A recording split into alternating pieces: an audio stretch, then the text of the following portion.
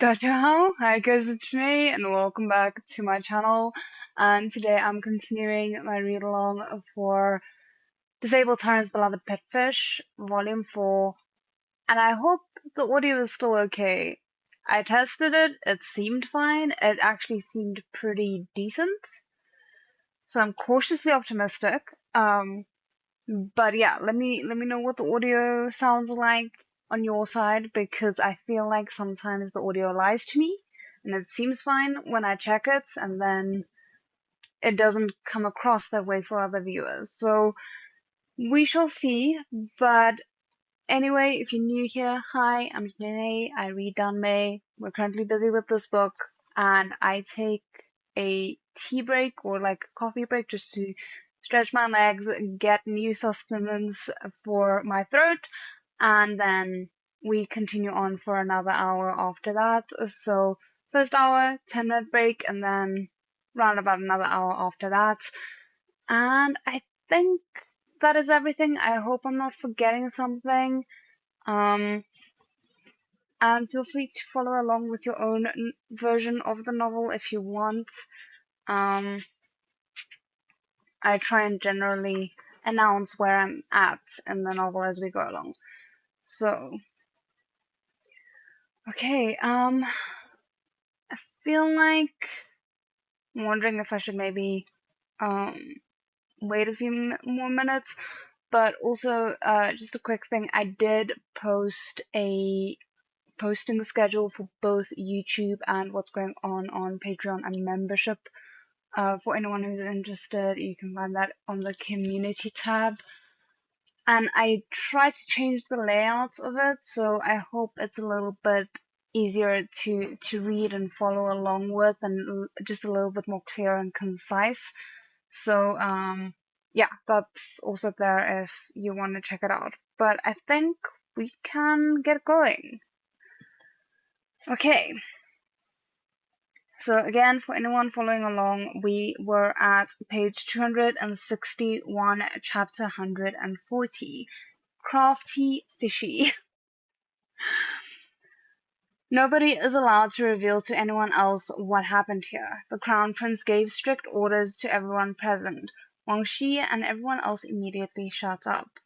Yu Ye sat for a while in the Pelican, but the Crown Prince never had Xiao Luo bring Piao Xue over. What is it? Yu Ye felt a little uneasy.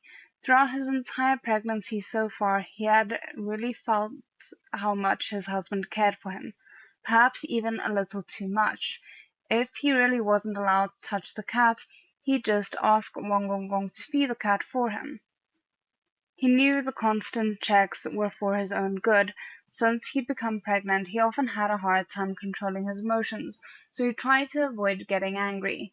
Wu Tianqi ordered Wang Shi to secretly dispose of the bloody fabric and kept Xiao Luo in charge of holding Piao Xue. He came back over to Lia and said gently, "We're pretty close to Jing Tai Hall. Why don't we stop there first?" Lia didn't really care where they went, but the Emperor was waiting for them. Was it all right to delay? The Crown Prince clearly had something he wanted to say. Did they have to change their plans because something had happened? I mean, he's not oblivious. But Lia believed in the Crown Prince, so he agreed easily. Then let's go. The Crown Prince drew the curtains and turned the Pelican in a different direction, towards Jing Tai Hall. After they left, in the corner of the Imperial Garden, a person stepped out hurriedly from behind a Persian silk tree, looked towards the Crown Prince and his entourage, then turned to leave. Very quickly, a guard from the Crown Prince's manor followed quietly after. As the Crown Prince's former quarters, Jing Tai Hall remained untouched for him. This was an interesting place, where the unbelievable things kept happening. Lia and the Crown Prince had found their first clues leading to the Luolan assassin here. But the Luolan forces had been eradicated from the palace, so why had the Crown Prince brought him here this time? That is a concern. Definitely not for that. Leah had learned his lesson. He wasn't going to make any assumptions like that again. The Crown Prince first helped Leah into a chair, putting a cushion woven from golden thread behind his back so that he could be comfortable. After Leah finally settled down, the Crown Prince called out to him serenely. Sorry, not serenely, quite the opposite, in fact, solemnly. 小玉, Husband, why are you being so serious? Someone did something to Piao Shi, the Crown Prince said. We found something inside the gauze wrapped around its leg. The Crown Prince was afraid to tell Xiaoyu everything at once, in case he scared Xiaoyu, so he only explained a little at a time. There was something wrong with the gauze around Piao Shi's leg. Leah paused. Was that why the Crown Prince hadn't let Xiao Luo bring the cat over? Judging by how the Crown Prince was behaving, that was definitely it. What was it? Leah asked. Dog's blood. Huh?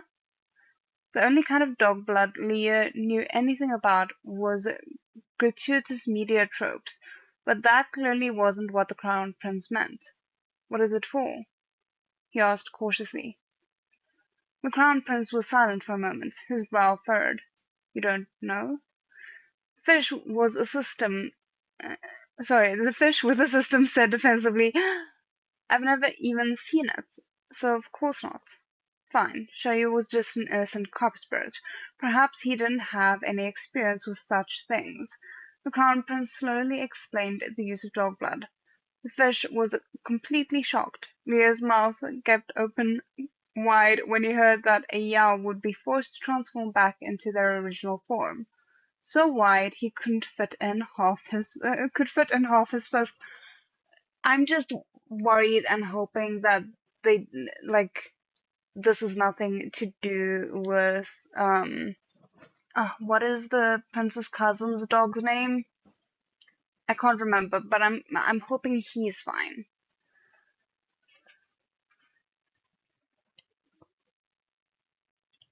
Dog blood would make me Oh goodness, it would make him reveal his true form. What kind of deus ex machina was that? Though fish with systems belonged to the fantasy genre, he wasn't superstitious. What original form? And besides, his actual original form was human. If this thing could make him human forever, that would be great. But if it was that easy, why did he have to do all those quests? This fish didn't fear such a thing. Hey, hang on, wait. Leah suddenly remembered he'd told the Crown Prince he was a carp spirit. From that angle, he should be afraid of transforming, so he should fear the dog's blood. How did one display fear again? Leah's expression froze for a moment as he tried his best to make it show fear. When he saw how still he was, the Crown Prince thought he'd been frightened. It made him even angrier. He held Leah's hand tightly. I won't let you face any danger. Leah felt like something had bumped into his heart, and he nodded lightly.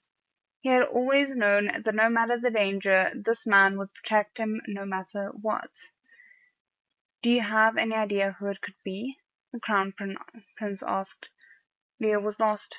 He barely left the house these days, focusing all his energy on the child in his stomach. If he could offend someone by doing that, he would have offended everyone under the sun by now. Was it another hidden boss? Please no. Princess Langya was enough. He didn't want any more surprises. What concerns me, and what it feels like he's not thinking about yet, like he hasn't gotten there yet, is the fact that this implies someone suspects his secret. Goodness.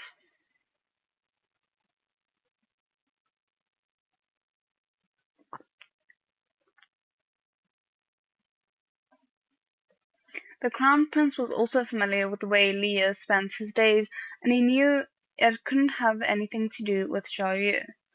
Besides, whoever had tampered with Piao Xue on their way to the Chenqing Palace had to be someone from the palace. He'd left behind some guards to keep an eye on the Imperial Garden. Piao Xue was just a cat, so whoever was behind this would definitely follow Piao Xue. All he had to do was follow the trail.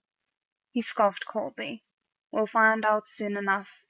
The Crown Prince ordered Wang Shi to let the Emperor know that his consort was a little tired and that they would head over to meet him after a little break. Leo was bored, snacking on a plate of peach blossom pastries he'd brought from the manor. All he'd done today was eat and watch his belly grow, riding around in carriages and pelicans. How could he possibly be tired? Ah, the Crown Prince was probably trying to lure out the enemy. Leo immediately put down the pastries, pretending to be so tired he couldn't even lift an arm. Tianqi, I'm so tired. He fluttered his eyelashes at his husband, fixing him with a charged gaze. The prince was now so familiar with the fish that he could tell that he wanted from just a flick of his tail. He howled in laughter as he fed the fish a piece of pastry. The fish might have suddenly seemed tired and weak, but as soon as the pastry reached his lips, he polished off the entire thing. Watching his lively fish, the Crown Prince was determined to protect him. After about 10 minutes, a guard came to report that the guard who'd stayed behind in the imperial garden did indeed spot a servant spying on them. When he followed the servant, the guard found that they entered Yongfu Palace and never came back out. Yongfu Palace? Leo was confused. Wasn't that where Consort Zhang, Princess Langya, had lived? But wasn't she dead? Oh, crap. Do we really need to worry about even more remnants of her army or potentially her herself showing up? Oh no. There's still someone living there? Mu Tianqi chuckled coldly. Of course there was. Princess Langya was dead, but there was a male consort still living in Yongfu Palace's side chambers, a noble lady with the last name Chu. He had only managed to get into the palace on Princess Langya's recommendation. It's Chu Yanyu. I wondered if we would be dealing with him again. I was like thinking about it, but then I for some reason thought he was connected to the Emperor, and since he wasn't mentioned again, I was like, okay, maybe that was a red herring. But I obviously got confused, so he is connected to Princess Langya. Great.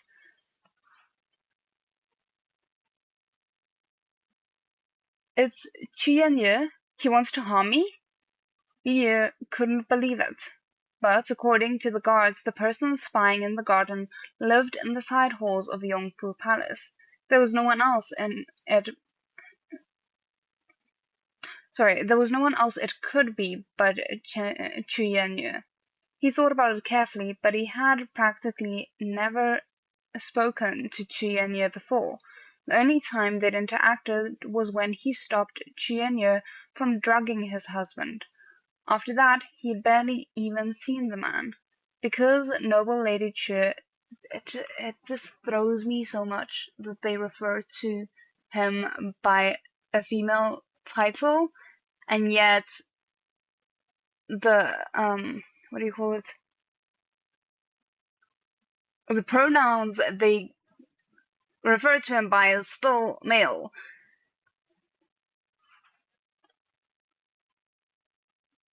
Because Noble Lady Chu didn't have a high status, it wasn't usually his place to speak up. Every time they saw each other, it was just a brief glance. Besides, he was the wife of the male lead, and Chi Yu was the male lead's father's concubine. Okay, so I didn't misunderstand that bit. There was no reason for them to fight. Why did Chi Yu want to pour dog's blood on him? Was there something wrong with his brain? I mean, to be fair,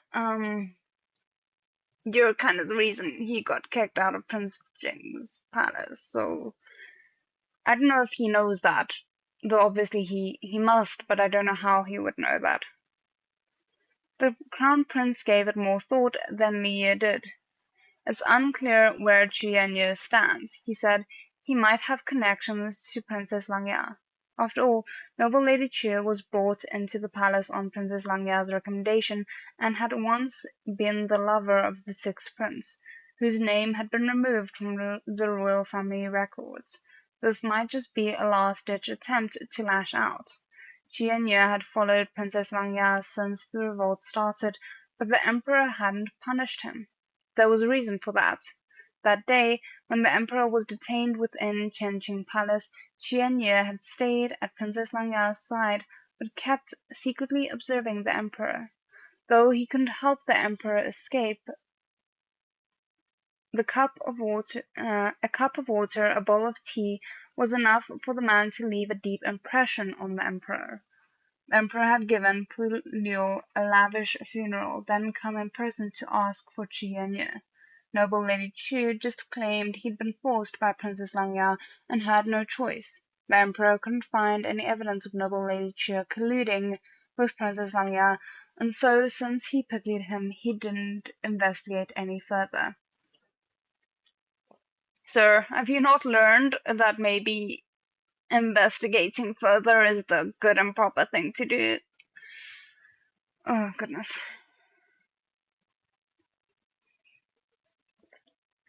After Princess Langya died, Noble Lady Chu's life improved. When Yongfu Palace was sealed, Noble Lady Chu kept living in the side halls.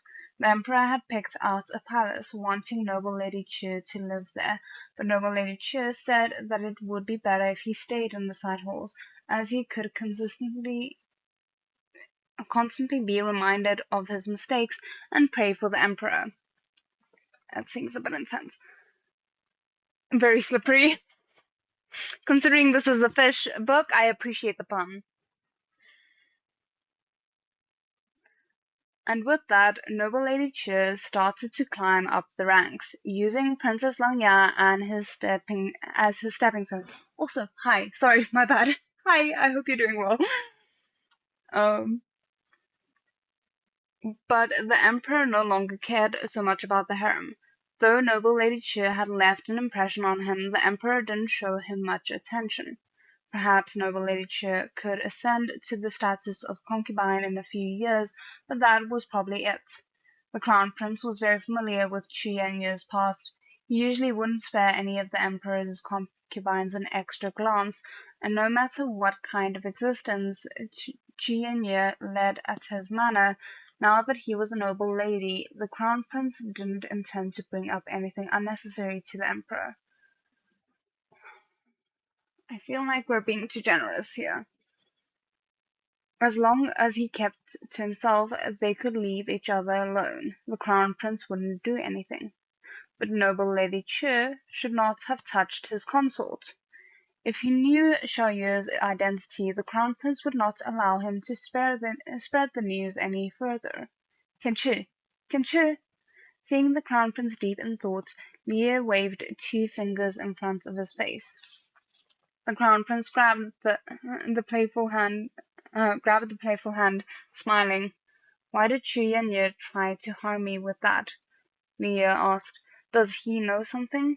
Although Liu wouldn't actually be harmed by the blood, if Chu Yanyu had discovered his identity somehow when he wasn't paying attention, it would be bad if the news got out.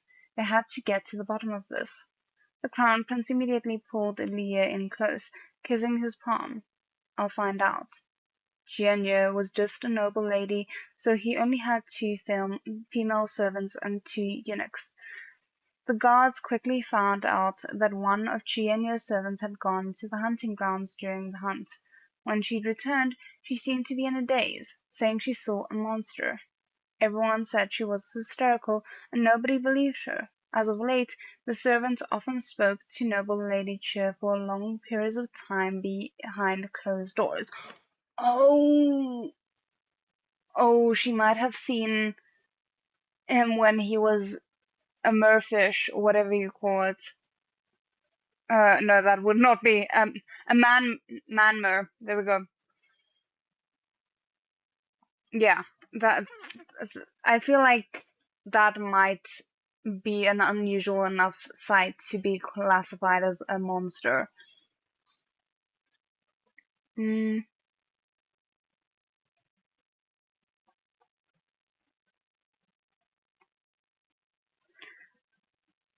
As of late, the servant often spoke to noble Lady Cheer for long periods of time behind closed doors. Leah was confused.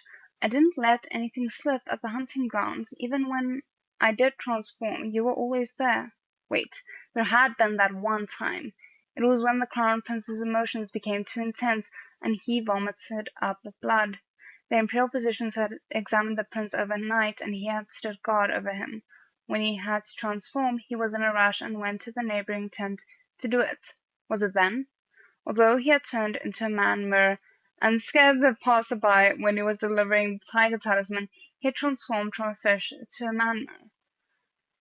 Nobody could have been known that that monster was the Crown Prince Consort. It was impossible for someone to find out that the consort could turn into a fish unless they witnessed the transformation from human to fish. That was the only way. I'm very worried.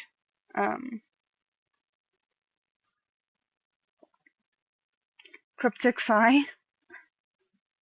Well, cryptide sigh said, sorry, my bad. Let me just zoom in there a little bit so I can see the comments properly.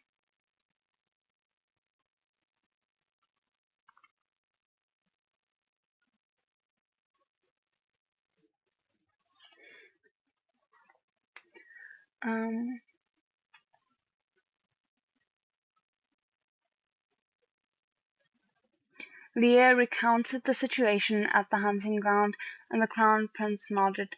The servant might have witnessed Shayir transforming, and though Chi and Yu might not have known about the fish bringing the tiger talisman, he had seen Shayir slap the sixth prince. Combined with the words of his servant, Chi and Yu might have suspected something. But why did he plot to have Shayir transform? Your Highness, I have an idea. Leah looked towards the prince, rubbing his hands together excitedly. This gaze that didn't fear chaos, coupled with this mischievous tone, the Crown Prince chuckled. Do as you like. I'll clean up after you.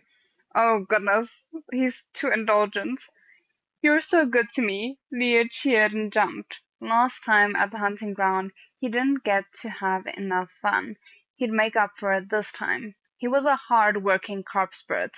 If Chia Nye wanted him to transform, he'd transform. Leah smiled. This time, he'd brought the crystal bottle and fish double with him. It was time for them to get to work again. An hour later, the small pelican from the Crown Prince's manor rushed towards the gates. The servant who'd been spying in the imperial garden returned. When he got to Jing Tai Hall, he saw that there was a pelican about to leave, so he followed. The wind rustled the curtains of the pelican, and the servant clearly saw that there was no one inside. There was only a huge crystal bottle that had held a silver carp speckled with gold, elegantly waving its tail. Oh goodness, I have no idea what they have planned, but I am nervous for it.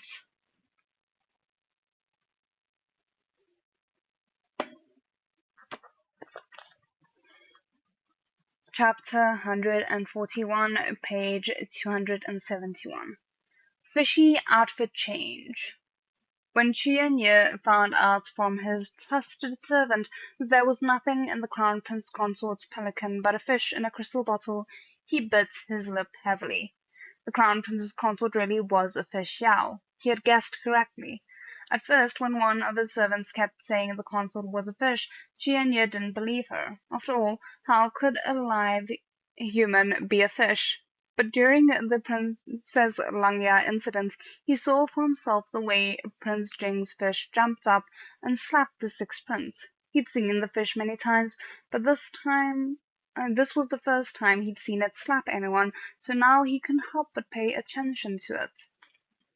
Then he found out this fish had helped the Crown Prince deliver the tiger talisman, apparently to the Crown Prince consort, which was how the consort was able to get in contact with the troops. Chienya thought the fish seemed a little too intelligent. Suddenly, a few memories stirred. Back when he was in the Six Princes manor, he had heard Mutian Shao mutter about Prince Jing's fish. The Sixth Prince thought there was something wrong with the fish, but despite all his suspicions, he'd never managed to discover anything. Then he heard the Marquis of Anne's mother, Lady Cheer mentioned that Prince Jing's fish was not normal. It could fly, and it even slapped her. After the Marquis of Anne went crazy, he would also often mention the fish. Xiaoyu is just living in everyone's brains rent-free. If only one person thought there was something up with the fish, Jianye might have just laughed it off. But when 2 or 3 people all said so, he had to conclude that something was off. When the servant brought up the Crown Prince Consort turning into a fish, Jianye's heart skipped a beat. Was that the truth? Was the consort not human, but a fish? He immediately ordered the servant to recount everything that had happened in minute detail. Jianye had attended the hunting festival himself. He knew the Crown Prince had fallen ill there and required medical attention. The timing and location of what the servant said matched up to what he knew, and the fish which the servant said the Crown Prince consort had turned into was the same one that Jianye already thought was suspicious. If the consort could really transform into a fish, then he was a Yao. That would explain the fish's intelligence. Besides, the Crown Prince Consort was the Li Gongzi who used to be in Prince Jing's manor. Other people might not be aware, but Chu Yanyu knew all about it. But Li Gongzi had also appeared suddenly in Prince Jing's manor. That was weird too. The Crown Prince Consort's name was Li Yu. His name literally meant carp. Was that it? Was he really a carp? I mean, if you put all of it together like that, it seems almost too obvious. You can't blame him for thinking it.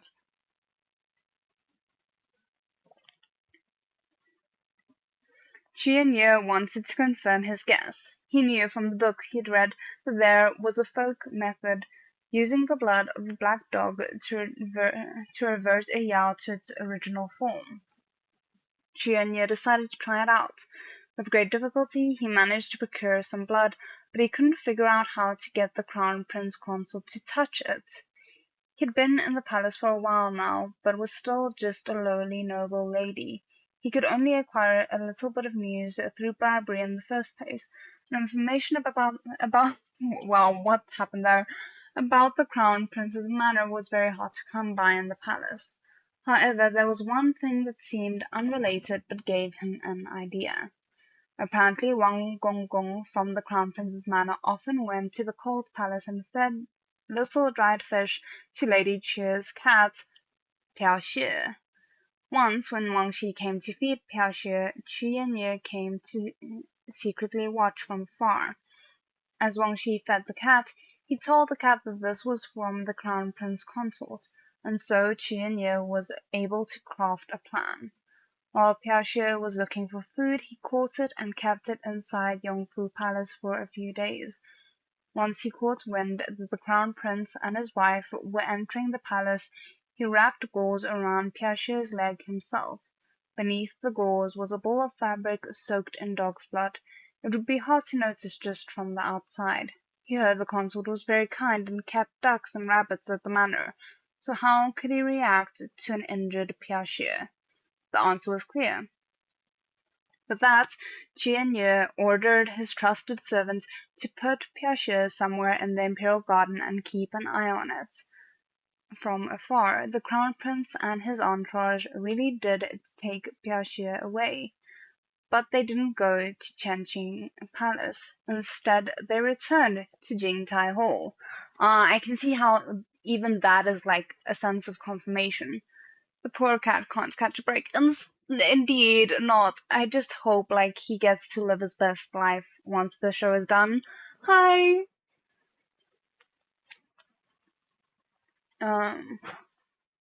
Show. Books are done. My bad.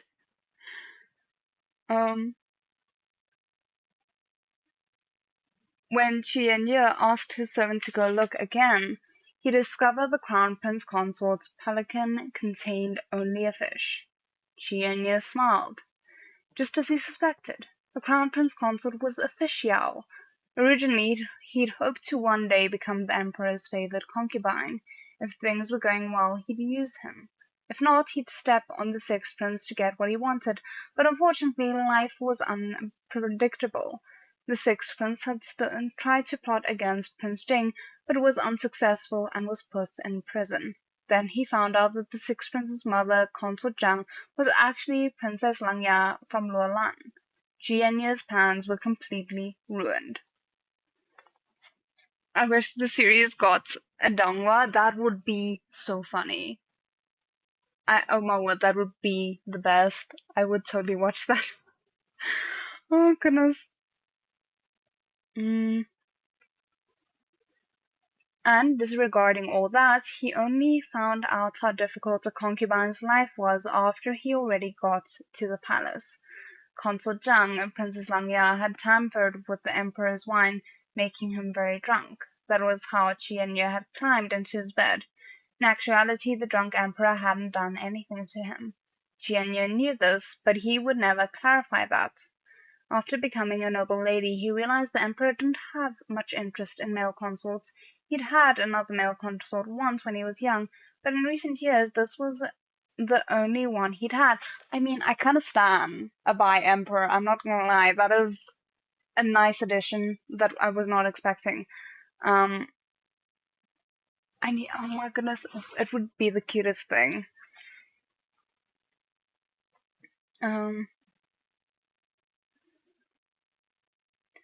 At the time, Qianye was in a rush to get into the palace, so he didn't know what any of that meant. After he became... Why did I just sound like Eliza Doolittle? My bad. At the time, Qianye was in a rush to get into the palace, so he didn't know what any of that meant. After he became a noble lady, he was left alone every day. That was when he realized that not every concubine was the same. The lower-ranking concubines, no matter if they were male or female, had to be carried into the emperor's chambers to be bedded. Okay, yeah, I didn't know that either. At first, he thought it was embarrassing, but since becoming a noble lady, he'd never once been carried. Even his servants started to look at him differently. Oh my word, that is like you can't win, because it's embarrassing to kind of like non-consensually be just handed over to the emperor whenever he wants you.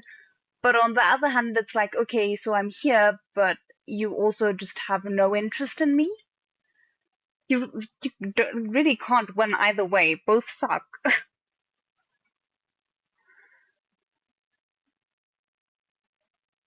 At each banquet, he would always have a seat next to the emperor. To those who weren't aware, he seemed highly favored by the emperor, but he knew this was just an act the emperor put on to make the harem seem at peace. He probably didn't even remember his name. There was the saying, if the wine is fragrant, it doesn't matter how far down the alley it is. But the emperor's attention didn't work like that. The emperor had seen too many beautiful people.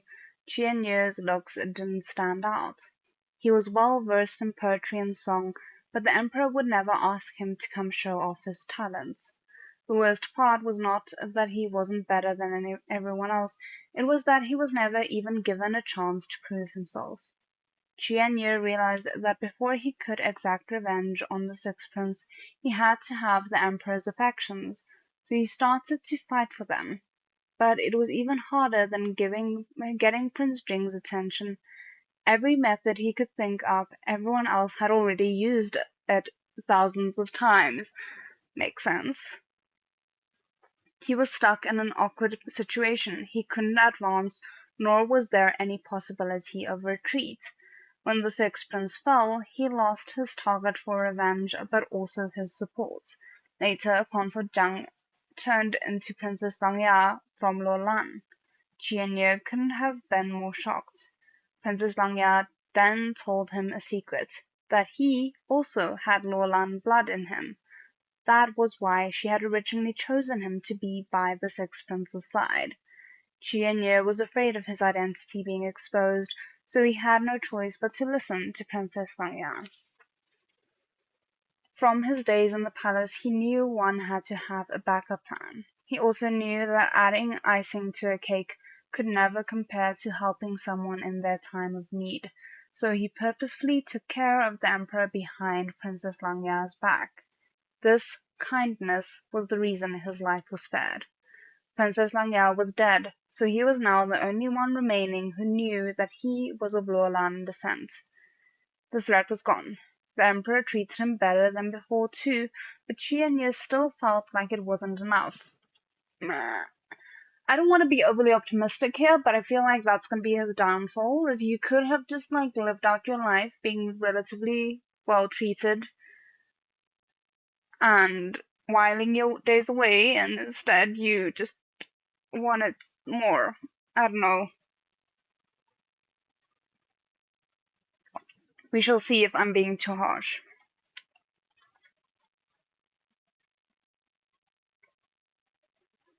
The goal that kept him going before had all disappeared. He could only do his best to become a favored concubine and work hard to climb up. That was when the Emperor picked his heir. Xianyu suddenly realized that the Emperor was old. Whether or not he was a favored concubine was no longer important. Even if he was, in the end, he might have to become a monk or be buried with the Emperor as a sacrifice. That bit is really grim, and I kind of forget every single time that that's a thing that happened until you get a rude reminder like this. Oh, fair enough. Who wants to be buried when alive? Mm. Knowing he was trapped, what was the point in fighting for more? He was still young. How could he bear wasting his youth on the Emperor? He was unsatisfied, so he set his sights on the Crown Prince instead. Compared to the Emperor, the Crown Prince was the rising sun. Everyone in the palace knew the Crown Prince and his consort were in love. Qianye had seen it too. Once they were listening to the opera in the palace when the pregnant Crown Prince consort fell asleep halfway through. The Crown Prince asked for the Emperor's forgiveness and carried his consort home. This was such a small thing, but Qianye cared. This was the kind of affection he had once dreamed of. Why was it that in the end, after all he had suffered, he was still just a noble lady with no one to take care of for him? With no one to care for him. On the other hand, the Crown Prince's consort's life was smooth sailing. More like smooth swimming, but anyway. Sorry, that was a terrible joke, but I couldn't resist.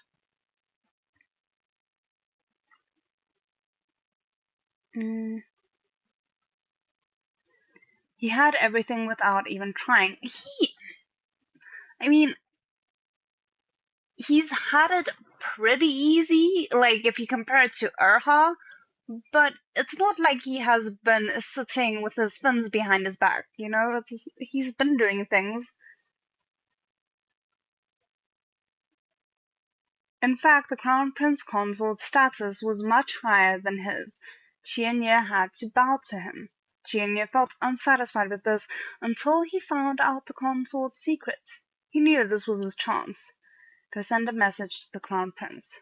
Qianye ordered his servants. He was in a good mood. He fixed his clothing in the bronze mirror, then, on a whim, put on a bit of lipstick at his dressing table. Wait, so he thinks that the Crown Prince doesn't know?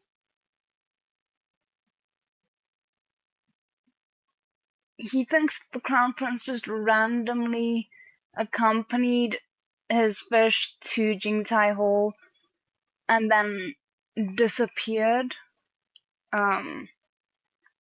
while his fish turned into a fish. I feel like he's not thinking this through. I kind of feel sorry for him, though. I do as well. We'll see how long the pity and empathy hold up, though, for me. He'll be much better off if he doesn't start aiming his anger at the children like so many others before him. In terms of my blacklist. Um,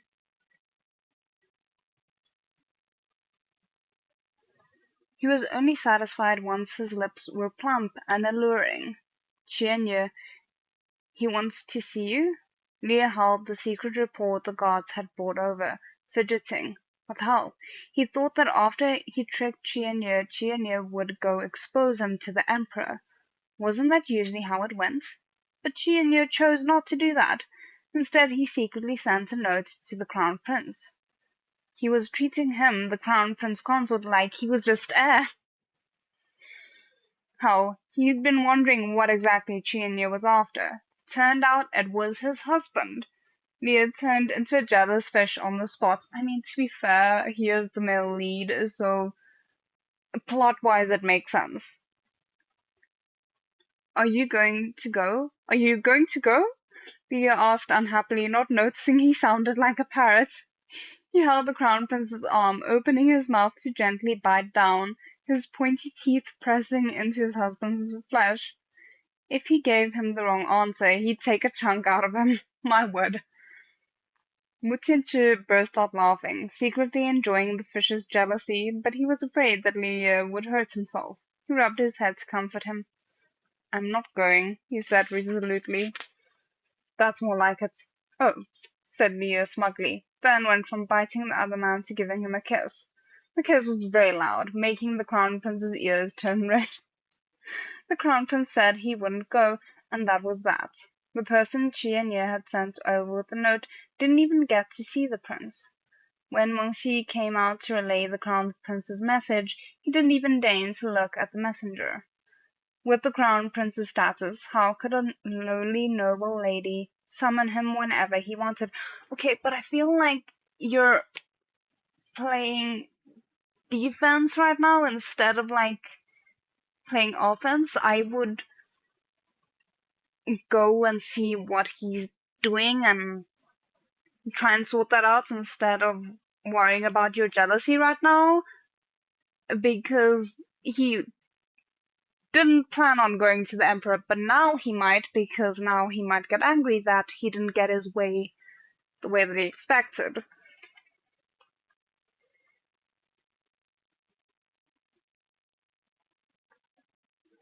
The messenger left dejected. Chienye waited for him hopefully, but all he got was the Crown Prince's rejection. He didn't believe it at first. How was that possible? Didn't you tell him I have important information regarding his consort? I did, many times, his servant said helplessly. But Wang Gonggong just said the Crown Prince didn't want to come see you. The Crown Prince didn't want to come see him? Chienye was infuriated. When the Crown Prince was Prince Jing, he'd never really looked at him, and now when he might have something against the prince, he still wouldn't take him seriously. How could he treat him so coldly? He just wanted to save him from the fish yowl, and in exchange he wanted a place at his side. Although his current status was a little iffy, as long as the Crown Prince became the Emperor, nothing was impossible. When he saw how loving the Crown Prince and his consort were with each other, he didn't just feel admiration. He was insanely jealous. He also wanted someone to treat him like that. Okay, but stealing what didn't belong to you is never the answer. Like, never. You're not gonna get what you want. Oy.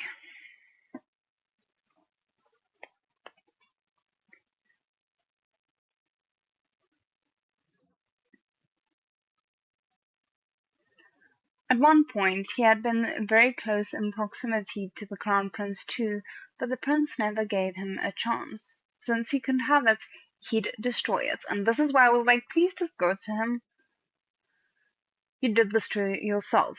Chienya's eyes were red as he swept the bronze mirror before him to the ground. He sat for a long time at the table before getting up. He fixed his hair, then, leading his servants, he walked to Chen Qing Palace, limping. I hope Xiaoyu has a plan for this. Xianye had finally made his move. Leah was excited. What were they going to do if the antagonist wasn't following the script? Sir, I don't know if this emotion's appropriate. The Crown Prince's answer will just have to force him to follow the script. Now that Xianye was going to see the Emperor, Liu had to get moving too. Who should I pretend to be? Liu looked at his husband excitedly. At the hunting ground, Mutianchi had pretended to be a guard to protect him. Now it was his turn to pretend. To be honest, it would have been enough for him to just sit in the pelican. He didn't need to get dressed up. But the consort clearly wanted to have some fun. The Crown Prince thought about it, then a smile made its way to his eyes.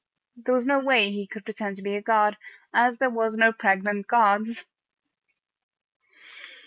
There was, however, a wet nurse who rode the pelican to Changing Palace with the Crown Prince. Although this newly minted wet nurse was a little on the bigger side, with her stomach a bit larger, she was still young, beautiful, and charming. Even His Highness the Crown Prince, who loved his consort deeply, couldn't help but take a few extra looks. Oh wow! For some reason, I wasn't expecting that. Prince Jing is so single-minded that genuinely surprised me.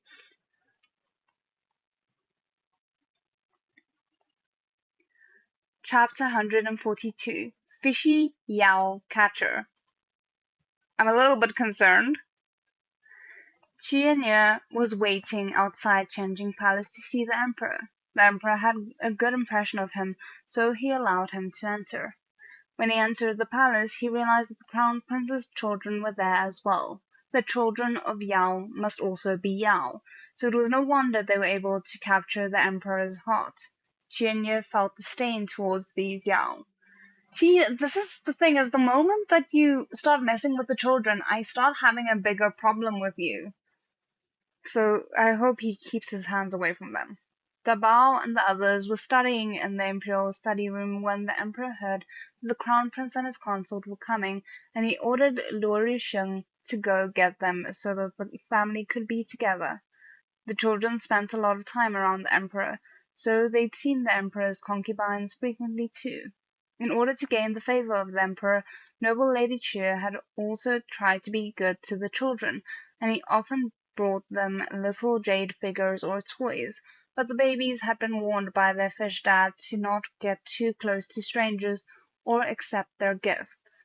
Noble Lady Chu never managed to build a relationship with them.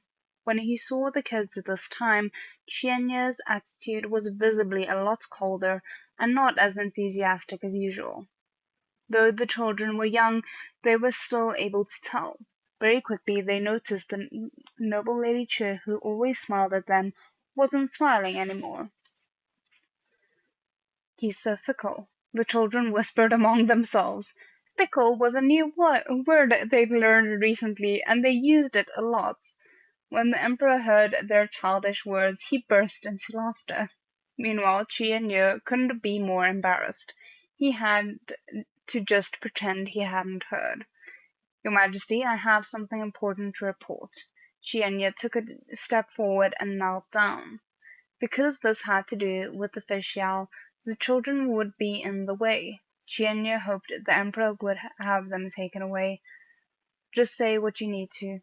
Even though Qianye was trying to take precautions, the emperor didn't care. To him, the Bao and the others were his grandchildren, not outsiders. There was no need for them to leave. Qianye gritted his teeth. It seemed like he would have to say it in front of these Yao. He had already gone over what he'd say on the way to Changing Palace. He relayed what his servant had seen at the hunting grounds, and the fact that there was nothing but a fish inside the Crown Prince Consort's pelican. He didn't outright say that the consort was a fish Yao, but the implication was obvious. Okay.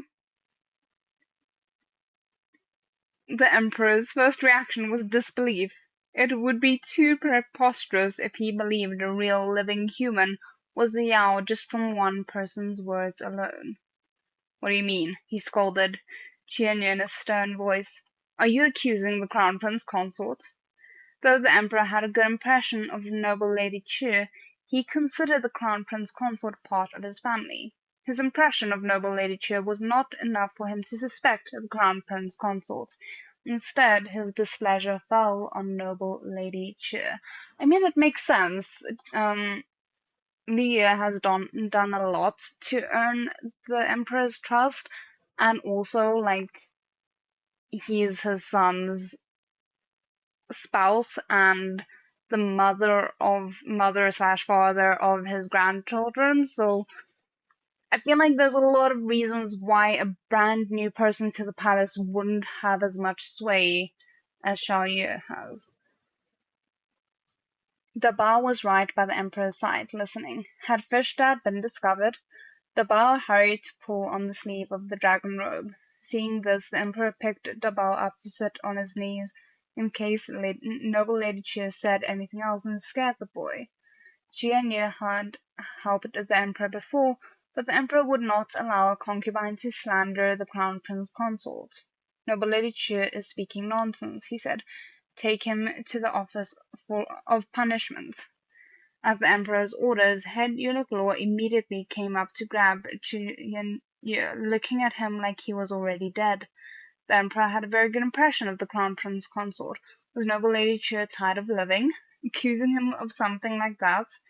If it got around to the consort's husband, he would have offended both the Emperor and the Crown Prince. Yeah, he did. It feels like he didn't really think this part through. I don't know. But Jianye continued to struggle. Your Majesty, please listen to me. You've seen that fish, he protested. Don't you think it's a little too intelligent? Besides, have you ever seen the Crown Prince Consort and the fish appear at the same time? It's simple. The Crown Prince Consort is that fish. They cannot possibly appear at the same time. I can promise everything I've said is true. If I'm lying, may I be struck down by lightning. Eventually, he was screaming at the Emperor at the top of his lungs, even though and going so far as to swear an oath. Your Majesty, please think about it. The Crown Prince Consort's name is Li Ye. He's clearly official. I feel so bad, because, like, he's not quite wrong, you know? That's why the schemer is the Sixth Prince.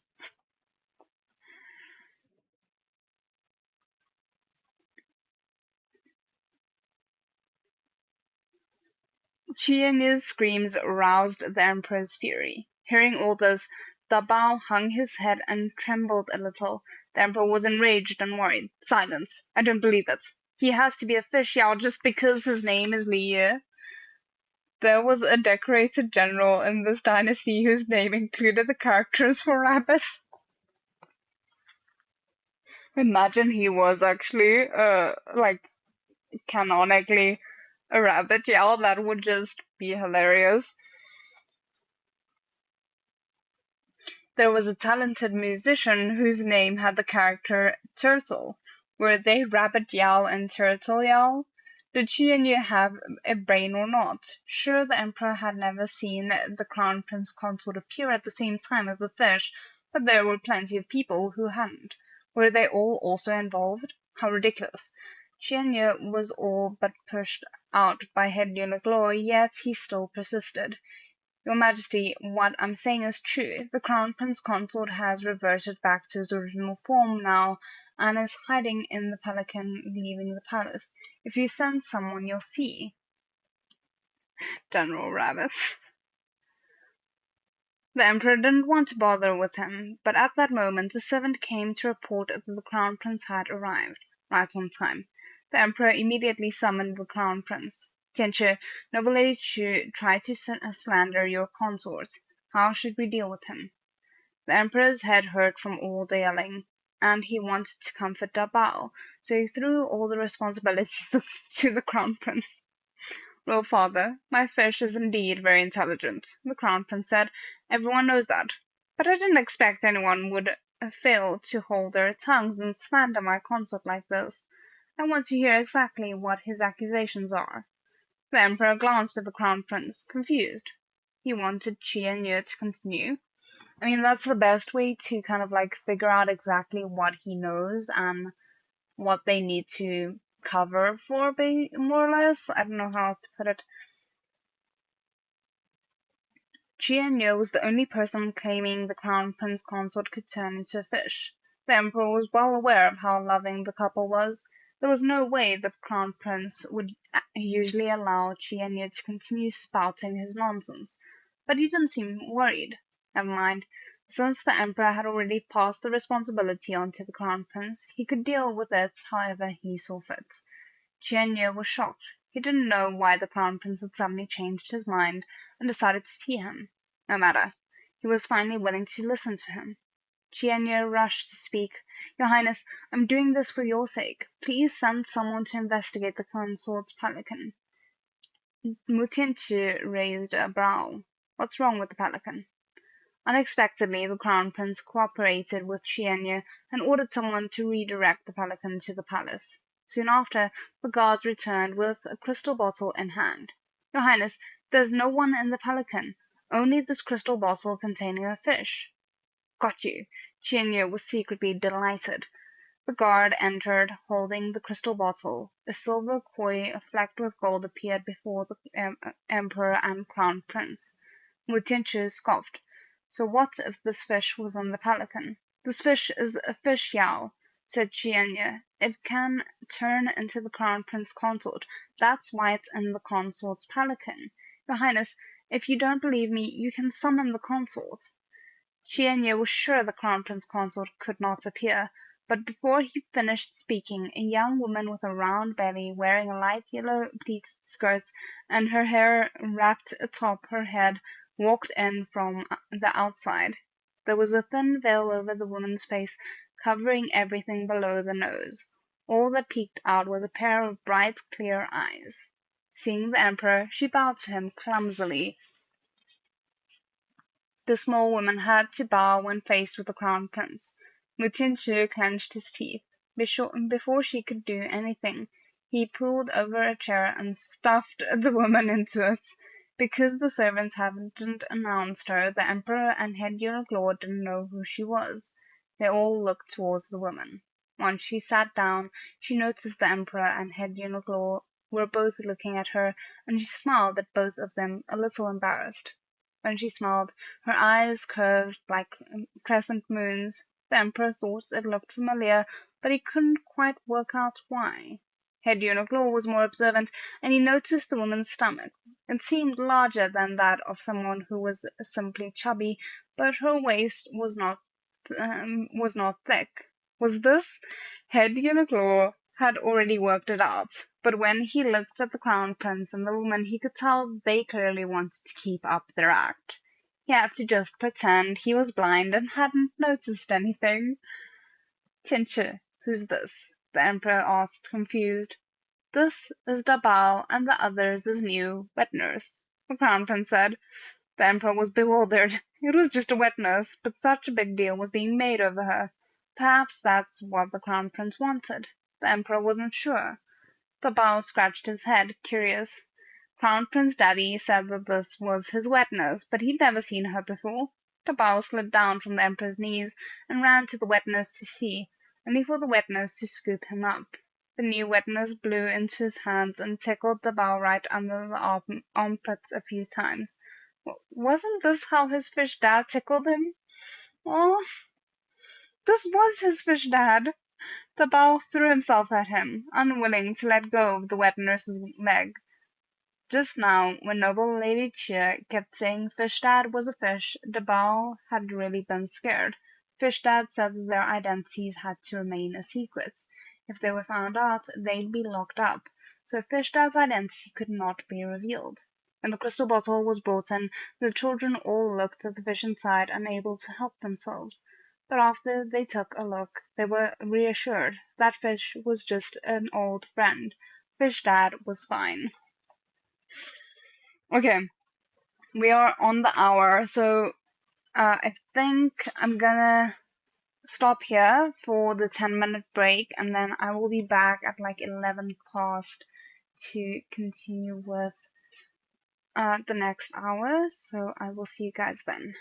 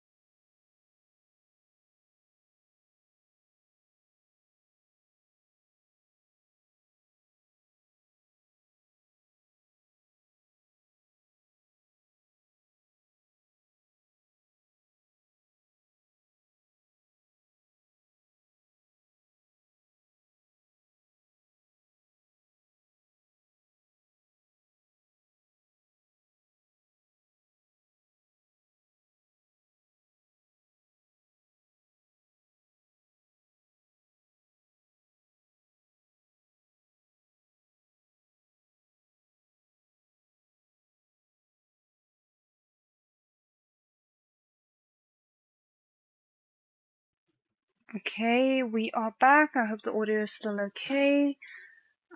It seems like it might even be a little bit too loud from what OBS is telling me, but I'm not sure if that's accurate, especially considering how soft it's been in the past. So, oh, yay, thank you. Okay, let us get back into it.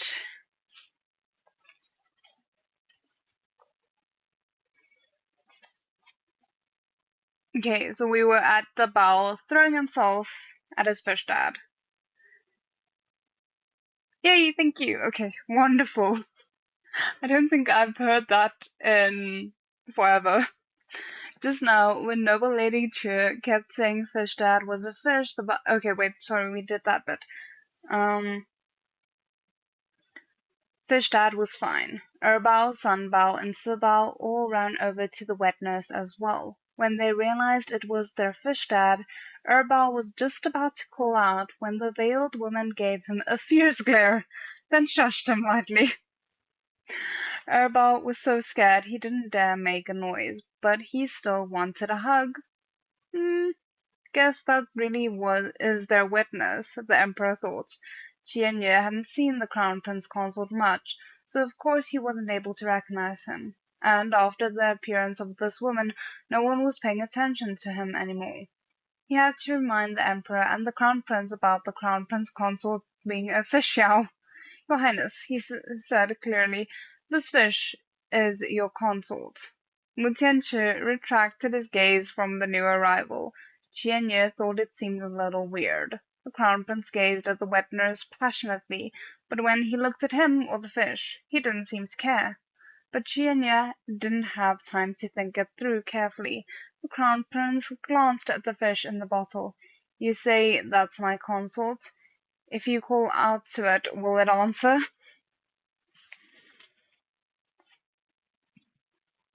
The veiled woman couldn't help but snort in laughter, but after a glare from the Crown Prince, she immediately went back to holding the children properly. Qianye had expected the Crown Prince to ask him that, and had already thought of an answer to expose the fish Yao in front of the Emperor and the Crown Prince. He stepped forward. There is a Taoist priest waiting just outside. He's experienced in capturing Yao. Please allow him to get rid of this Yao. Mutianchi nodded, expressionless. Xiaoyu had told him he wasn't a normal carp spirit, and that it didn't matter if it was a Taoist priest or a monk, black dog's blood, or anything else, they were all useless against him. Let's hope he's right and that this fish scamming system isn't waiting to scam him again.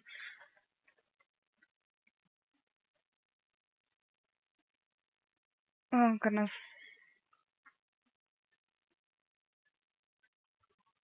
Besides, they weren't being used on him anyway, so Mutianchi allowed Xiaoyu to watch in disguise. Very quickly, a Taoist priest around 30 years old with a yellowing beard walked in. Qianyu had prepared this Taoist priest a long time ago. He was the same one who'd provided Qianyu with the black dog's blood. Immediately he started performing a ritual on the fish. He shook a golden bell relentlessly, chanting something, and dipping a peach wood sword and talisman into the water in the crystal bottle. After he was done, the fish kept swimming slowly. So he did it again. The fish still kept swimming.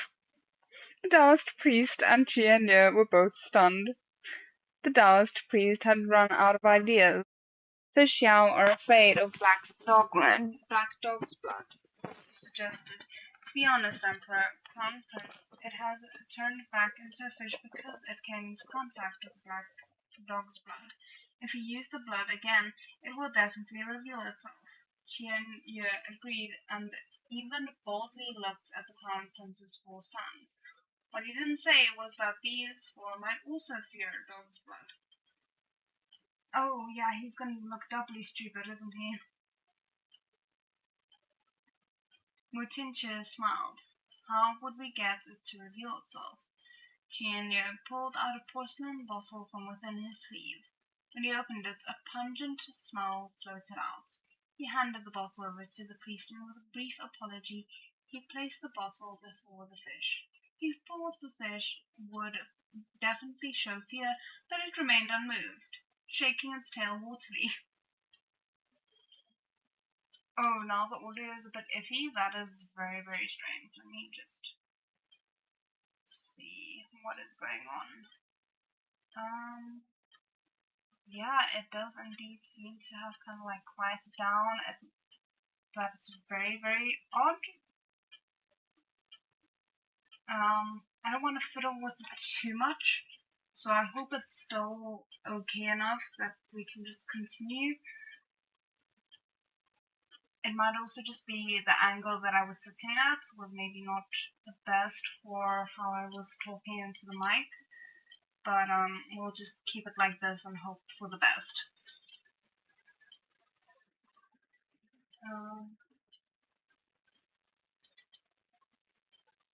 He thought the fish would definitely show fear, but it remained unmoved, shaking its tail haughtily. The wet nurse held the children, and they also observed the situation. Smelling the pungent scent, the wet nurse covered their noses. Ugh, stinky, the children complained. That is so strange. Like, I changed nothing. Very, very weird. Sorry about that, guys.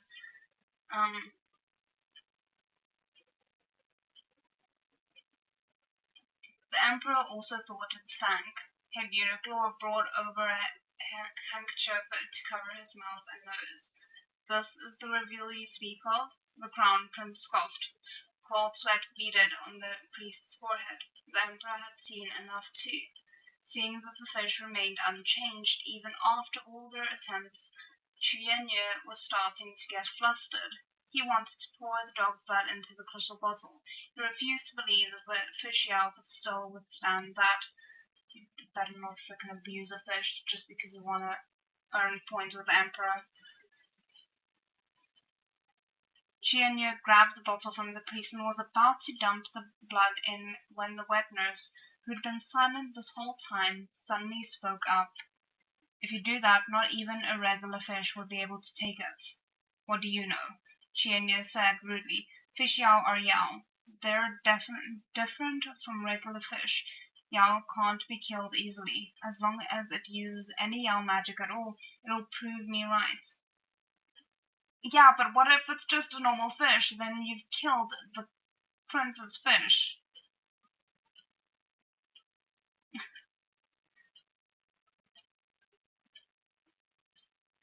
I see, said the wet nurse. But what if it is just a regular fish? Then I'll beg the crown prince consort for forgiveness and let the crown prince do as he sees fit, Chuyenye said forcefully. The wet nurse took a deep breath. All right. There was no Yao in the ancient era, only a fish with a system.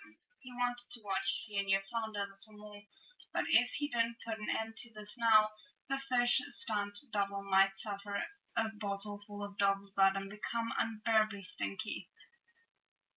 Noble Lady Chu, before you pour the blood, you should take a look at who I am. The next moment, the wet nurse took off her veil. Oh my goodness, he sure loves the dramatics. Oh, that's just so funny.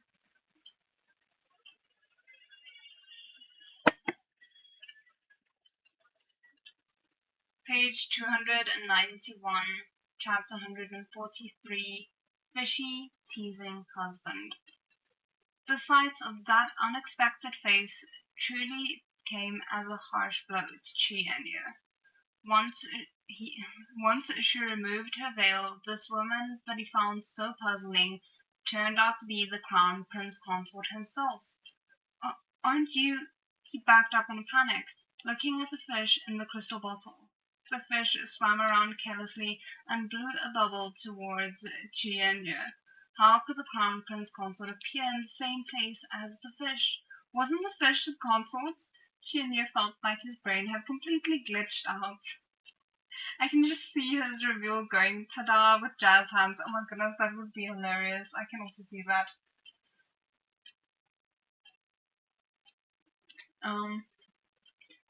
Noble Lady Chu, Liu said seriously. Since you're so sure I'm official, come try and force me back to my original form.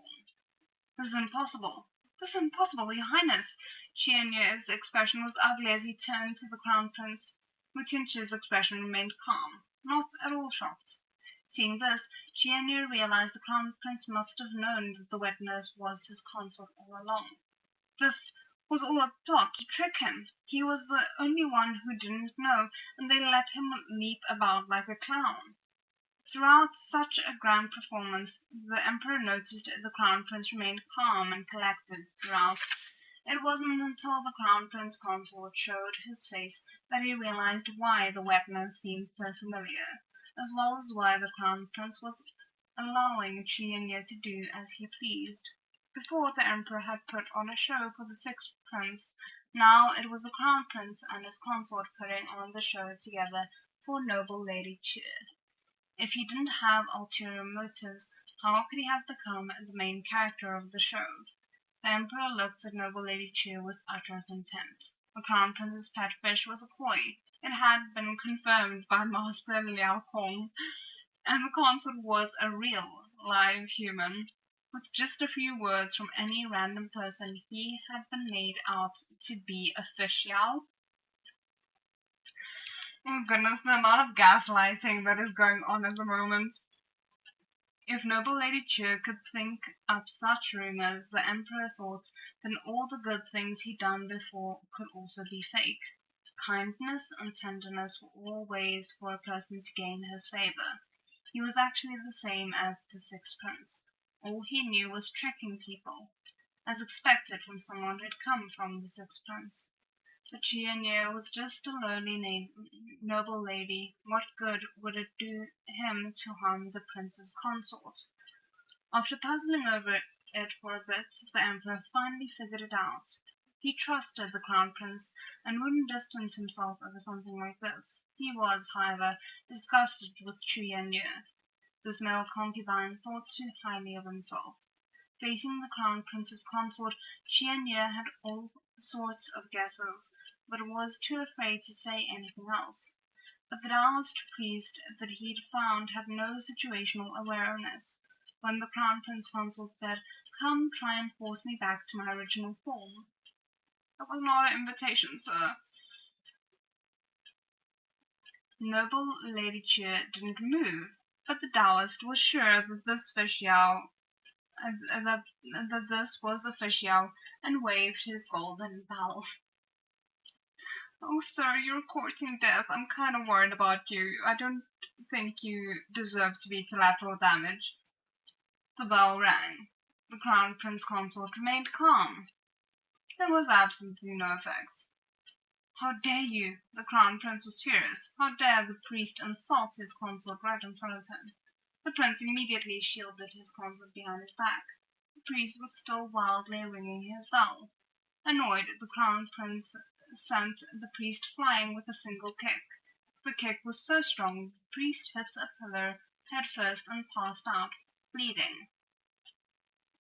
I still feel like the priest was only doing what he thought was right. Okay. "Take him away," said the crown prince. Guards immediately appeared on either side of him and dragged away the unconscious priest. Xianyu covered his mouth tightly. The crown prince's ruthlessness had really frightened him, but he couldn't even make a sound. Wang Shi walked over, and the crown prince glanced at him. Wang Shi walked outside, then brought in a female servant. Xianyu immediately recognized the servant. It was that servant of his who claimed Prince Consort transformed. "I heard that there's a servant in Yongfu Palace who keeps speaking nonsense," the crown prince said coldly. "Noble Lady Chu, I think you should go and get to the bottom of this first." The crown prince waved his hand, and Wang Shi brought Qianye before her. Qianye's last hope burned in his heart. He gritted his teeth. "Hongar, didn't you say you saw the crown prince consort turn into a fish?" "Yes," the servant called Hongar said, smiling. "I saw it with my own eyes." Imagine just getting beat up for doing your job. The poor priest, exactly. I don't think he deserved that. And from his perspective, he's probably like, well, the prince is clearly entranced by this Yao fish. We need to help him, you know?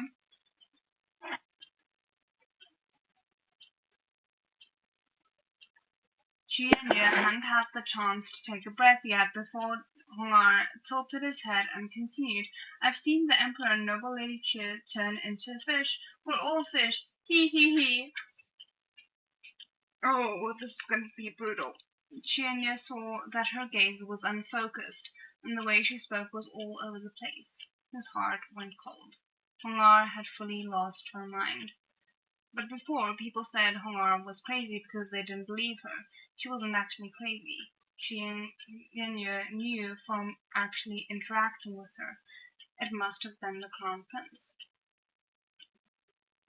I hope not. Like, I don't think Hongar deserves to be driven mad just to protect Mia. We'll see. It must have been the Crown Prince. He'd offended the Crown Prince, and the Crown Prince was too ruthless. With this final blow, all of this had been reduced to Chu Yanye's plot. He didn't have a single witness left to defend him. Noble Lady Chu, what do you think? Wu Tianqi asked him directly. The Crown Prince was going to stop all the harmful rumors about Xiaoyu right here in front of the Emperor. This whole situation with Qianye wasn't entirely without benefits. Now, if anyone claimed the Crown Prince consort was a fish, in the future, he'd be able to deal with them immediately. Your Highness, Qianye got on his knees. The situation was far more serious than he could handle. Currently, he had nothing going for him at all. He couldn't continue to fight against the Emperor and the Crown Prince. Noble Lady Chu, the Crown Prince laughed. Do you remember how you said if the consort was not official, I could deal with you as I saw fit? I have to remind myself that the book is titled The Tyrant, Beloved Petfish, so he's not as innocent as all that. But I'm still apprehensive. Your Highness, I was misled by Hongar. That's why I said those things. Please have mercy. Panicking in the face of his own assertions, Chianye tried to explain, stumbling over his own words. What was he going to do? Was the Crown Prince going to put him in the cold palace? The cold palace wasn't fit for living. He didn't want to go there. Chianye truly started to panic. The Crown Prince stared down at him and said clearly but coldly, 200 strokes of the board, stripped of all status, then send him to the cold palace. Chianye collapsed before. In his daze, he remembered he was the emperor's concubine. How could the crown prince send him to the cold palace without asking the emperor first? I mean, he gave the responsibility of it to Prince Jing, so I don't think you're gonna win there. Your Majesty, please, on account of the fact that I've helped you before, please save me, Chianye begged pitifully. He'd suffered a beating before. He knew that if he really had to go through it with 200 strokes, he very well might end up dead. The Crown Prince definitely wouldn't let him go, so he could only beg the Emperor. When the Emperor heard him mention what he'd done for him, the corners of his lips slowly drooped down. Noble Lady Chu really did have his own agenda. The Emperor felt he'd been tricked and didn't want to acknowledge Chianye anymore. Instead, he ordered the guards to drag him a little farther away. Chianye pleaded the whole way there. Liu turned away, not wanting to feel any sympathy towards Chianye. If Chianye had only offended him, perhaps he would have asked the Crown Prince to give him a lighter punishment. But Chianye hadn't only offended him, he'd also offended the Emperor, the Crown Prince, and worst of all, he'd set his sights on the kids. There we go.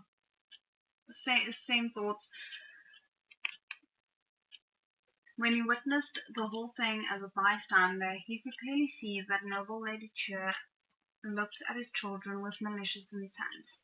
Leo was often soft-hearted, but that didn't mean he didn't have his limits. His children were his boundaries. No matter if Chianya was the original love interest of the book or not, there was no way he'd let him harm his kids.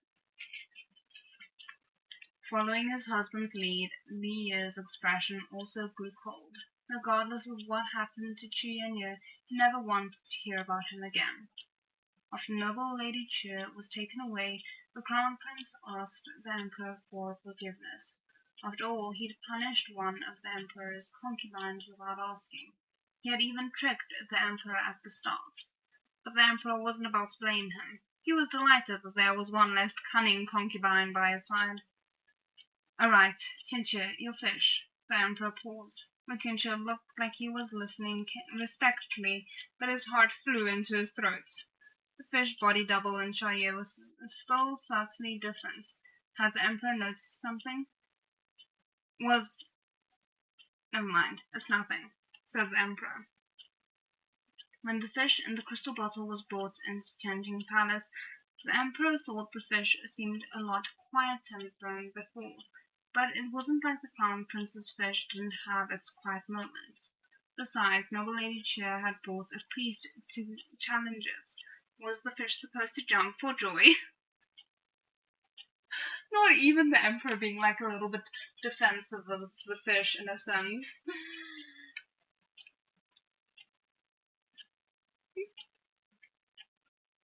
And the Emperor hadn't spotted any differences in the fish. Besides, compared to noble Lady Cheer's fake concern, this fish had truly helped him get through some tough times. The Emperor himself had given the fish the title of #1 fish in the world. Even he thought it would be absurd to suspect it. How dare I suspect a fish? Take care of this fish. Bring it into the palace more often. I want to see what new tricks it has. Oh crap. The Emperor was looking forward to it. He remembered how this fish had brought him a flower during his birthday celebration. The Crown Prince and Leah both knew this fish had plenty of tricks up its sleeve. That was one thing the Emperor could count on. The Emperor never suspected a thing, and the Crown Prince finally relaxed. He suddenly noticed that the Crown Prince consort, who was wearing a skirt, was winking at him mischievously. He thought the consort was kind of cute like this. After everything was over and done with, everyone returned to the Crown Prince's manor. Leah kept delaying, finding excuse after excuse to keep the skirt on. Maybe the Emperor considers the fish as his pet too, why not? Adopted pet fish grandpa, my goodness.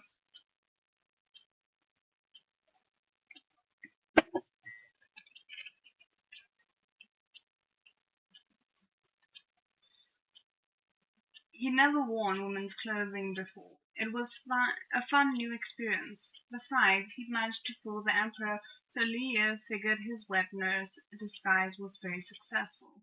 Even with his belly, no one suspected a thing. They all just thought he was a little on the chubby side. His high spirits remained until they returned to their bedroom. Under his husband's playful gaze, Leo was also in a playful mood, but he wasn't in a rush to get changed. Keeping the skirt on, he went to tease the Crown Prince. Is there like a marked difference between the it's not Hanfu, is it? But like the outfits that the men wear and the outfits that the women wear, are there? Yeah, I assume even the ones that they are technically more dress shaped, they still have pants underneath for the men and probably not for the women. Because, like, I'm just trying to figure out how he is so tickled about wearing a skirt. Oh, goodness.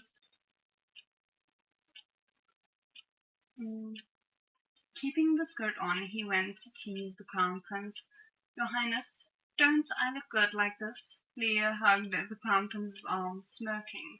In order to look more like a wet nurse, Leo had stuffed a lot of padding inside of his clothes, trying to make himself look charming. This was a rare opportunity for the Crown Prince to witness his extraordinary acting skills.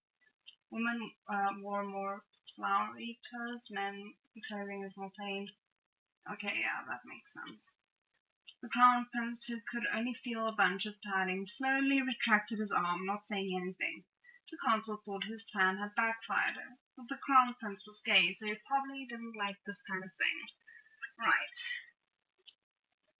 Fishy just wants to keep looking fabulous. Honestly, that's the only consistent thing that this fish has wanted in life. Everything else has kind of changed throughout the course of the story, which that sounds like a criticism. It's not. It's been a very what do you call it? Not a consistent arc, but it's been a very natural arc. Yeah, he's been very intrigued about clothing since the start.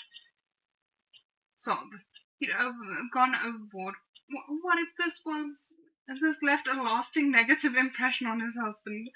Leo hurriedly took out all the padding, threw it on the floor, then went behind the silk screen to take the skirt off. But the outfit was a little hard to remove. Leo had barely undone the pearl buttons on his collar when the Crown Prince suddenly came around and capadonned him against the screen. Wet nurse, the Crown Prince called out to him with a quiet laugh. Leo was confused but answered anyway. The Crown Prince scooped up the fish, walked out from behind the silk screen, and threw him down on the bed, carefully avoiding Leo's stomach. When he kissed him, Leo closed his eyes, satisfied. "Are you really a wet nurse?" the Crown Prince asked with a chuckle. Leo's head was starting to fill with more and more filth as he randomly nodded. He'd given birth to children, and he'd fed them. Of course he was a wet nurse. And then there was nothing after that.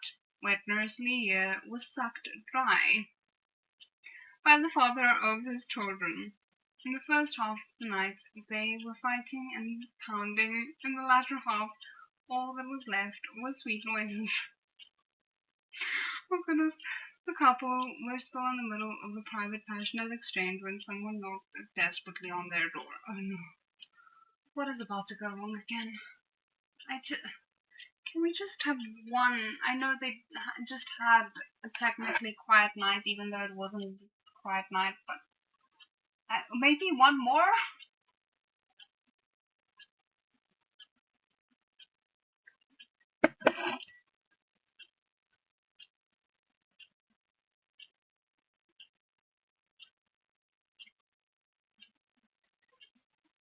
Usually, whenever they did such deeds, they would lock the door. Leo hurriedly wrapped the blanket around himself and glared at the Crown Prince, but his messy hair, teary eyes, and swollen lips didn't hold much threat. The Crown Prince smoothed sword. He smiled at him indulgently, then went to open the door.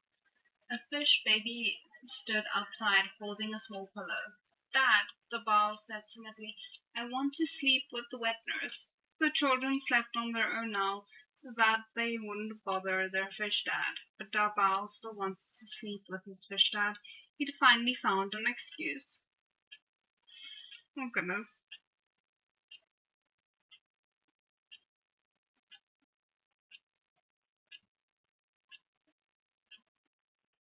Lutinchu stared down at Dabal. How would Leo say no to his son? He immediately had his husband bring his son in. Dabal was very happy to be next to his fish dad. Hugging his little pillow, he willingly went to sleep between his two dads. What about others? That doesn't feel fair. Be good, Dabal, be quiet. Dabal closed his eyes blissfully. Leo threw a comforting glance at his husband. The couple lay down around their son. Soon after, there was another knock on the door. In that fashion, the door was knocked on 4 separate times. In total, there were 3 fish babies who wanted to sleep with the wet nurse and 1 who wanted to sleep with Crown Prince Daddy. One guess, it's about, I just can't imagine it not being. What were they going to do? The wet nurse was dumbfounded. Only this once. The Crown Prince swept swiped at Leah's nose affectionately and lay down with him, holding their babies. Everyone was finally satisfied. I'm safe from any further essence absorption, right? Leah thought carefully. After a night of peace, the children left for the imperial study room the next morning. The crown prince went to the Ministry of Rites. When he returned, he smiled at Leah. Wet nurse. But Nurse Leah's face went bright red. His brows ascended into his hair. Is there any end to this? I mean, you made your bed, sort of. Oh goodness, okay. Let me just quickly drink some more tea before we continue. I don't know if we're going to be able to finish a full chapter in the next 15 minutes, but we'll try.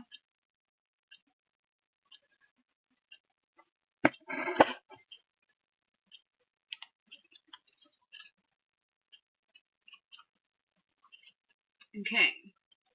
Page 301, chapter 144, Fishy in the Kitchen. The Crown Prince had dealt with Jianye, and Wang Shi and Xiao Luo had given Pao Shi several baths. Its fur had been dried several times now, and it was so white it glowed. There wasn't a single dirty hair on its body, and no more unpleasant smells. The Crown Prince had asked the servants who were in charge of royal pets to check on it multiple times, even after they were reassured that even after they assured him the cat was fine now, the Crown Prince still wouldn't let Leah approach Piaxiu. All because Jianye had once put black dog's blood on it. Although Leah had explained many times that he was not afraid of any priest or any blood, the Crown Prince was still worried something would happen to him.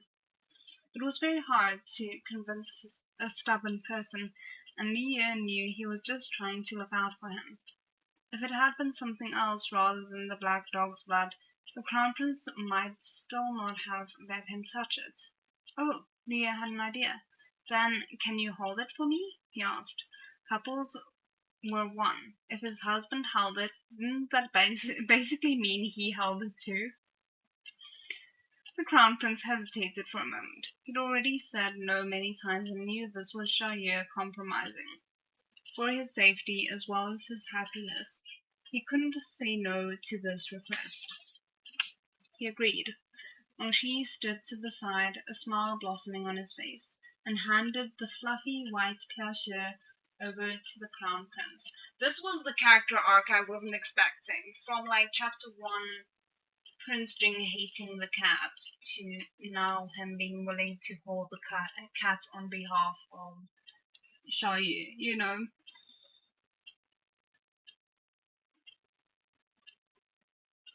After several rounds of torment, Piaxiu had long since given up any resistance. If it had dried fish, it would eat. If not, it would just lay there. Now it was suddenly being picked up. It found itself being pushed to a large, tall man. Meow. Piaxiu recognized this man. All its fur immediately stood on end, and it started yowling. Crown Prince didn't like Piaxiu either. He picked the cat up stiffly. Piaxiu opened its mouth, about to bite, but the Crown Prince glared daggers at it, and it immediately shrunk back. With the fear the Crown Prince had instilled lodged deep in its heart, it stayed completely still, afraid to move, and just let the stiff, lyre-like hands hold it. This poor cat. The Crown Prince glanced at Wang Shi. Wang Shi's smile kept twitching as he brought over a dried fish with shaking hands. The Crown Prince put Piaxiu's mouth, and Piaxiu didn't dare resist. It took a few fearful bites. For the first time, the cat thought the dried fish was tasteless. I fed it, said the Crown Prince. The Crown Prince and the cat both hated each other. With his task complete, he immediately set the cat down. Piaxiu picked up the dried fish and ran to hide behind Wang Gongong. Sitting in his chair, Leo was so amused he couldn't even speak. The Crown Prince was to bathe and change before coming back out to hug this fish was in constant danger of suffocating from laughing too much. What was the point of holding a cat? He liked holding a fish much better. Because of Chianya, Piaxia stayed at the Crown Prince's manor for a few days, enjoying a life of luxury. It had no interest in playing with the rabbits or chasing the ducks. It just lay on the wall, sleeping and enjoying the sun. In the end, though, it still didn't belong in the Crown Prince's manor. A few days later, Piaxia disappeared again. It must have gone to find its owner, Mia thought. Piaxia hadn't known the way before, but it should now. Mia asked Wang Shi to go to the Cold Palace to check out on Piaxia. When Wang Shi came back, he reported Piaxia was back by Lady Chia's side. It was strange. When Piaxia was at the Crown Prince's manor, it had seemed listless. But now in the Cold Palace, it ran around everywhere, catching butterflies and mice, as lively as it could be. Even if Lady Chia yelled at it when she was in a bad mood, it wouldn't leave. Lady Chia didn't have dried fish, so she could only feed Piaxia her leftovers, but Piaxia ate it just the same.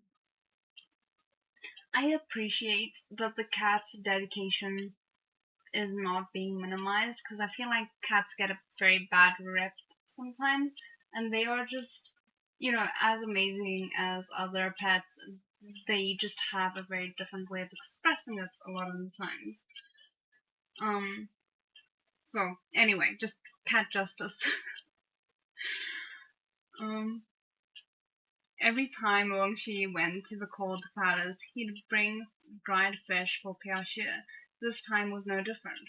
When Lady Chia found out Wang Shi had come to feed her cats, she exchanged a few words with him. Wang Shi told her that Xianya had tried to use Piaxia to harm the Crown Prince consort, but that the consort didn't blame the cat. Wang Shi originally hoped Lady Chia would be thankful, but instead her expression grew dark. "I lead an inauspicious existence," she said coldly. "The Crown Prince consort's kindness is too much for me." What she meant was that she didn't want Wang Wong to come back. After all, the Marquis of An and the Crown Prince were enemies. There was no way to fix that relationship. Lady Chia had hated the Crown Prince. The reason Xianyu had used Piaxia for his scheme was because he'd noticed that the Crown Prince manor had started taking care of Piaxia. Now she knew what had happened. Yes. Lady Chia no longer wanted anything to do with the Crown Prince manor. Wang Shi relayed Lady Chia's message, and Nia fell silent. He remembered that when Lady Chia had been secretly brought to the manor, she had asked him to take care of Piaxia. When Wang Shi first started feeding the cat, Lady Chia hadn't stopped him. Why had she changed her Chia now? Perhaps after Piaxia disappeared, Lady Chia realized they were still enemies. Well, never mind. Leah just wanted to thank Piaxia. It was fine if the Crown Prince held the cat for him, but everyone had to make a choice. If this impacted the Crown Prince or made things harder for him, then he could do without it. "This is good too," Leah said to Wang Shi. "Piaxia has already gone back." Wang Shi let out a sigh of relief. He was afraid Leah would be unhappy. In order to lift his master's mood, Wang Shi recounted something else he saw. This time, this old servant saw someone else at the Cold Palace. He said with a chuckle. "Who?" asked Leah. "Noble, I mean, he doesn't have any titles anymore. He's just a commoner. I saw him there." "Xianye? Oh, let him Lady Chill." I'm just realizing I've been saying her name right. Lady Chill? I feel? Because he's Chu. I'm not 100% on that pronunciation, but I hope the two of them don't team up together. I don't love Lady Cho, but I feel like she's still on the decent realm as far as enemies go. I don't want her and Lady Chia to be teaming up.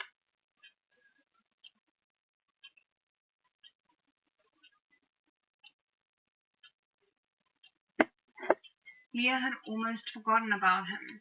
After Chuyen was beaten and sent to the cold palace, he hadn't asked after him at all. She saw that Leah wasn't about to stop him, so he continued.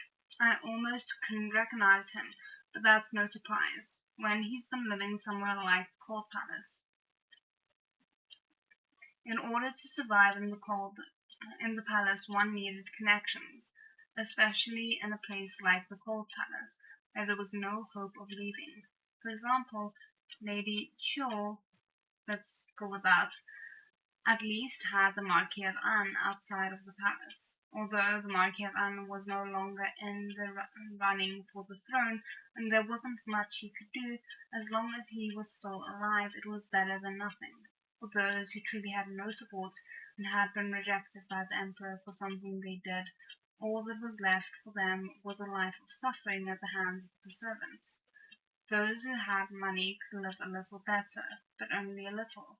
Those who didn't have money just had to suffer through it. When Chuyen first arrived at the cold palace, he'd taken a few valuable things with him. But because he'd just been beaten and couldn't move, he had to watch as most of his possessions were taken and split between the servants. These servants were like starving wolves. When they spotted so much as a bangle, they'd smash it off his wrist and take it. Chuyen couldn't stop them, and he still had to pay for doctors and medicine. After being scammed by a few strangers, he didn't have much left. There was a servant of the cold palace who knew a little about medicine. He casually checked his pulse, took away the last of his money, and gave him a few common ointments. The ointments preserved his life, but couldn't save his legs. Wait, his legs were injured during the beating? I would have expected it to be his back. So maybe it's his legs because of his back?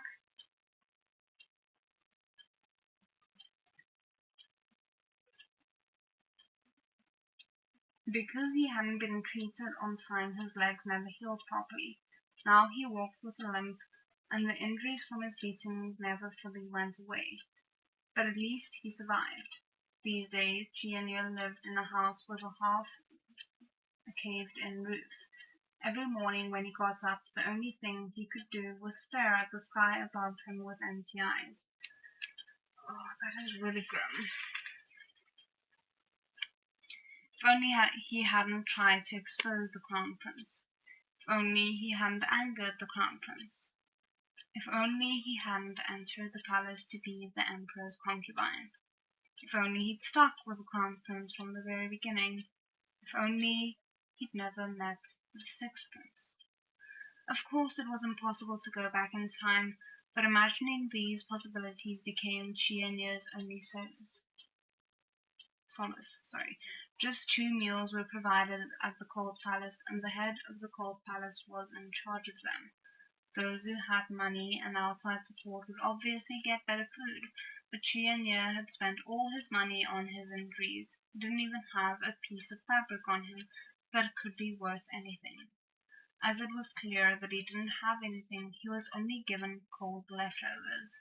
Eating it was like chewing on candles, but he had to eat. If he didn't, he'd starve. After eating one meal, then another, he'd go back to sleep. On this day, he'd only had one meal when someone came looking for him. Well, we still have 100 and something pages left, so far be it for me to think that we are done with any stress.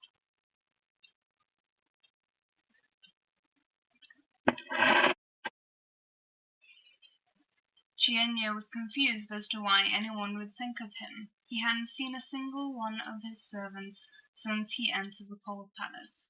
Hongar probably didn't meet a good end, but as for the rest, he'd fallen so low, so why worry about anyone else? Although he didn't know who it was, if someone could remember him at a time like this, they might be able to help him. Chuyen adjusted his unrefined robes and walked out. But what greeted him was a slap to the face that nearly made him fall over. cat. Lady Chia's eyebrows were nearly vertical as she cursed him out. Oh! Oh, she figured out. Oh, of course she would. Oh, I'm actually kind of excited about this. I shouldn't be, that's very rude, but I was not expecting that. Chienya's head was buzzing like a swarm of bees had flown by. Slowly, sound started to get quieter and quieter. He could see Lady Chia's lips moving, but he couldn't hear what she was saying. To the side, a pure white cat sat on the floor, boredly licking its paws. Lady Chia said something, took a bottle out from her sleeve, and poured it on Chienya. What did she pour on him? I'm kind of a little bit worried. Master, the servant is done. Long Shi finished telling Lia the gossip from the court palace. Wang Gong, are you saying Lady Chiu beat up Chienya? Lia was a little confused. How did Lady Chiu find Chienya? Were the antagonists fighting each other? Either way, the Imperial Consort sure was formidable. Chienya was completely weakened right now. He probably couldn't win in a fight against her. Privately, Lia hoped the Imperial Consort would teach noble Lady Chia a lesson. It was too gross to pour dog's blood on a cat. Master... Oh, okay, probably she poured dog's blood on him. That would make sense.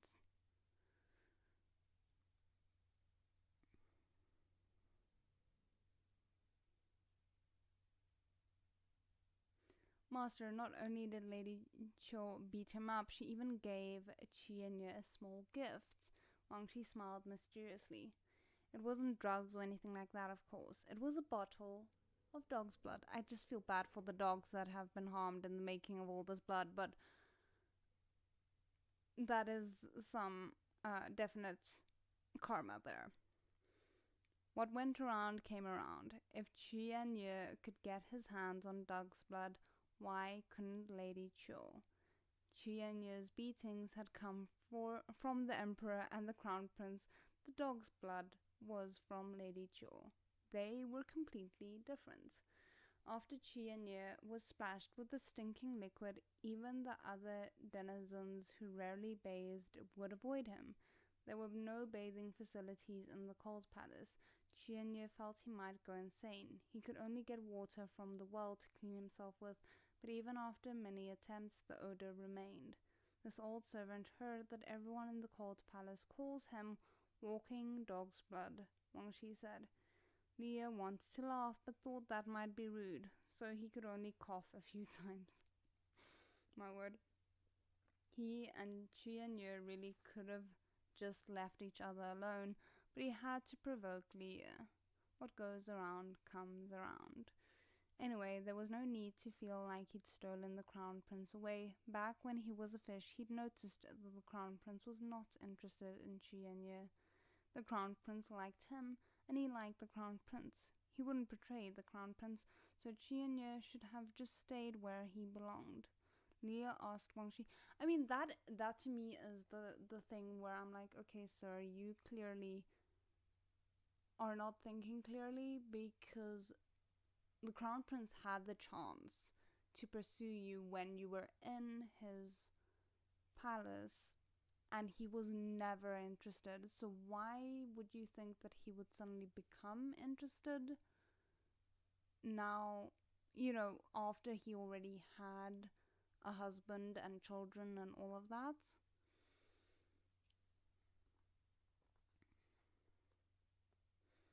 Lia asked Wang Shi not to give him any more updates on Chienyu. There were only so many hours in the day. He'd prefer to spend time with his husband and sons than to waste it on irrelevant people. His husband, the Crown Prince, was slowly adjusting to his work at the Ministry of Rights, and it wasn't keeping him as busy as before. But perhaps because the Emperor saw how much free time the Crown Prince had now, he gave him another job at the Ministry of Revenue. He always seemed to be busy with something these days, but whenever he did have a moment, he'd always come back to spend time with Liu. As for the children, They constantly traveled between the imperial study room and the crown prince's manor. Recently, they'd even started learning how to use chopsticks. Leo was bored during his pregnancy and wanted to find something to do that was safe and interesting. Wang Gonggong, how about I start cooking for the children and the crown prince? The children had to go. I forget. Is he one of the very ungifted